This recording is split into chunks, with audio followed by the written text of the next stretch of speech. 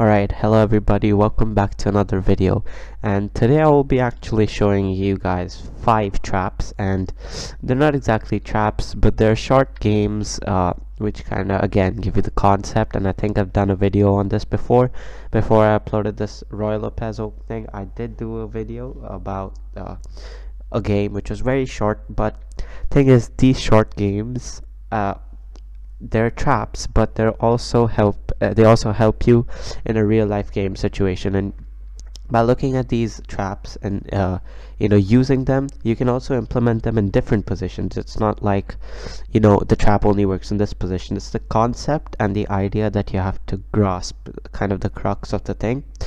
So that's what I'll be showing, 5 such traps. And obviously it's not like the opponent has to play these.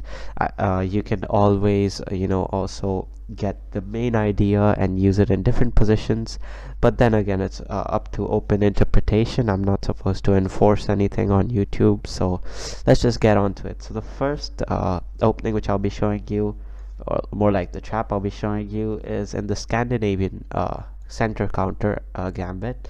E4 d5, queen takes, e takes d5, queen takes d5, and after knight to c3, black usually either goes queen to a5 or he goes queen to d6.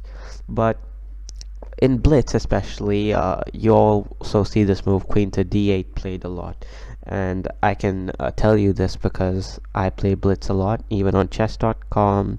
I even play in real life. I've played a lot of blitz tournaments, and there are many players, especially high rated players, who like playing queen d8. And obviously this is where your trap begins. So you go knight to f3. Till now everything's normal, and once you have knight to f6, bishop to c4, as you can see, there's not exactly any threat that white's building up, and obviously black takes this for granted and plays the blunder move. And obviously in this case, this is the in this center counter setup, this is the only place where the trap can work, and the move is bishop to g4. And after this, black's in a very bad position, because after the move knight to e5, black's kind of in trouble, because he cannot take bishop takes d1 because of bishop takes f7 checkmate. And if he goes bishop to h5, queen takes h5 also wins the game. After knight takes h5, bishop takes f7 checkmate again. So what are black's options in this case? Well, if you look at it, he only has one, and that's bishop to e6. And after takes, this position for black isn't exactly the best to play. And after something like g4, threatening g5, and then queen h5 check, I'd say black's position and his chances of winning are quite slim. So plus he has these double isolated pawns, and you have an outpost on e5. It's completely winning. So as I said, you can use this type of ideas even in any other type of setup.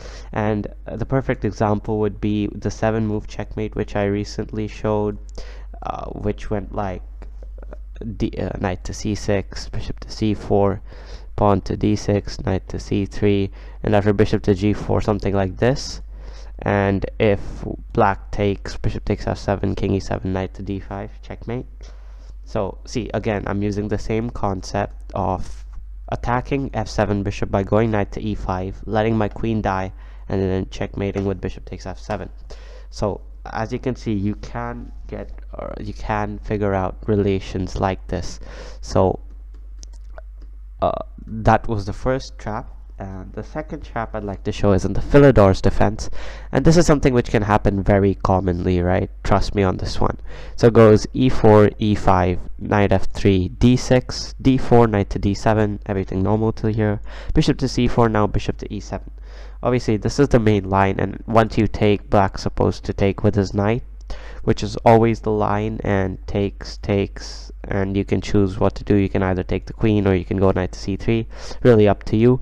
But what happens when black takes with d takes e5? And this mainly happens in blitz games. players who don't know theory that well, they might just take this in a hurry without looking at the consequences. And here the move queen to d5 wins the game for white almost immediately. I think the only way to save mate on f7 is to go knight to h6, and after takes castle, just going back bishop to e3 is perfectly fine. So white wins it there. Well, what is the next trap? Well, it's not an e4 anymore. We go to the ready's opening, which is knight to f3, d5, and c4. As you see, knight f3 and c4 setup is the ready's opening. And after knight f6, usually white plays c takes d4, c takes d5. That's the main line, and I think everybody knows this. Whoever plays the d5 setup against the ready, that this is a very common setup. But what if on knight f6 you go g3, just to see what black will do? And usually black plays bishop to f5. I mean, not always, but there's a possibility, because opening theory states that developing your pieces is the best thing to do.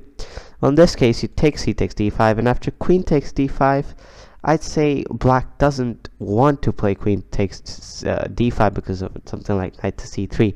So he obviously makes sure he doesn't want to take his queen out really quickly, and he goes knight takes d5. And that's where he makes the blunder, because after pawn to e4, black loses his piece. As you can see, both pieces are being attacked. So the only move that black can play is bishop takes e4, and after queen to a4 check, yet again, black's losing his e4 bishop with this double attack. I mean, single attack with a check. Now, coming to the next trap, it's in the Benoni defense, the old Benoni, d4, c5, and I can tell you this actually works because I've played this with black, so it's certified, verified, and it works. So c takes d4, knight to f3, and now you go e5. So usually you won't see this move, e5. I mean, obviously it is an option, and I've seen many players play this, but you won't see e5 very commonly, and you'd only see it in blitz games. The idea is very simple, although most experienced players against the Benoni will know what to do with white, and they will know not to take this pawn. But some people do take it, and that's where they fall prey to queen a5 check and losing the knight on e5. Another way to implement this trap, similar trap, is in the Sicilian can defense. You have e6, d4, cd4, and d4. a6, and after bishop to e3, knight to f6. And if white tries to become greedy with e5, you can go queen to a5 and always grab the pawn. So obviously you're not getting a knight, but the pawn's good enough. Well, let's come to the last trap, and it's in the Budapest gambit. Again, something that I haven't played before, but I've seen people play it, and I've seen one of my really good friends play it as well. So we have d4, knight to f6, c4, e5, the Budapest gambit takes, and usually the gambit continues with knight to g4. But the trap works with knight to e4. And after, let's say, a3, which is actually the best move in this case because it prevents bishop to b4 check, you go d6, and after e takes d6, bishop takes d6, white usually makes this blunder g3. Thinking there's nothing happening, you just go bishop to g2, continue your development, life's good, but it's not. After knight takes f2, white kind of loses the rook on h1 because he has to move his queen. The reason being, okay, he can go queen to a4 check as well, but after bishop to d7, it's no use. Reason being, if he takes king takes f2, now white's king is exposed. So bishop takes g3, king takes g3, and queen takes d1 loses the game for white. And this is something you can also use in the Philidor's defense, as we can see over here, e5, knight to f3, d6, and usually if he doesn't go bishop to e7, let's say plays h3, takes,